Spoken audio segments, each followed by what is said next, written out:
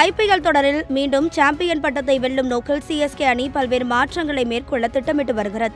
கடந்த 3 சீசன்களாக play off சுற்றுக்கு கூட முன்னேற முடியாத நிலையில் அணியில் இளம் வீரர்களை அதிகம் இணைக்கவும் அணியின் பிராண்ட் மதிப்புக்கு ஏற்ற வீரர்களை தேர்வு செய்யவும் சிஎஸ்கே நிர்வாகம் தீவிரமாக செயல்பட்டு வருகிறது. இதன் ஒரு பகுதியாக மும்பை இந்தியன்ஸ் அணியின் கேப்டன் ஹர்திக் பாண்டியாவை ட்ரேட் மூலம் அணிக்கு கொண்டு வர சிஎஸ்கே நிர்வாகம் முயற்சி செய்து வருவதாக தகவல்கள் வெளியாகியுள்ளன.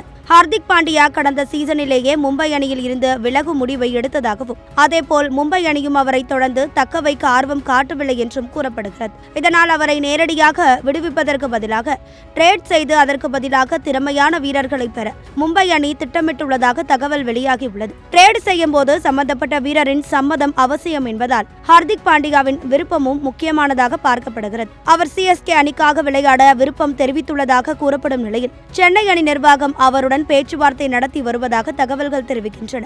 ஹர்திக் பாண்டியாவை பெறுவதற்காக சிஎஸ்கே அணி மும்பை அணிக்கு சிவம் துபே மற்றும் டிவால் பிராவிஸ் ஆகியோரை வழங்க முன்வந்ததாக கூறப்பட்டது. இதில் சிவம் துபே ட்ரேட் செய்ய சிஎஸ்கே சம்மதித்துள்ளதாக தெரிகிறது. ஆனால் பிராவிஸுக்கு பதிலாக வில் ஜாக்ஸை கேட்டு சிஎஸ்கே நிர்வாகம் புதிய நிபந்தனை வைத்துள்ளதாக தகவல் வெளியாகியுள்ளது.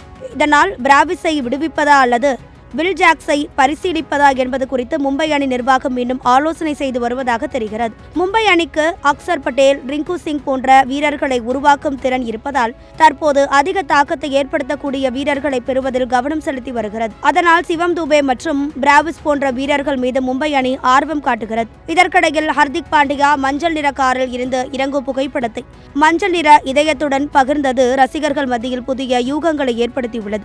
இது சிஎஸ்கே அணியுடன் அவர் இணைவதற்கான அறிகுறியா என்ற விவாதம் சமூக வலைதளங்களில் எழுந்துள்ளது. மேலும் வீரர்கள் தக்கவைப்பு தொடர்பான முடிவுகளை எடுக்க முன் அனைத்து வீரர்களுடன் ஆலோசனை நடத்திய பின்னரே அதிகாரப்பூர்வ அறிவிப்பை வெளியிட சிஎஸ்கே நிர்வாகம் திட்டமிட்டுள்ளதாக கூறப்படுகிறது.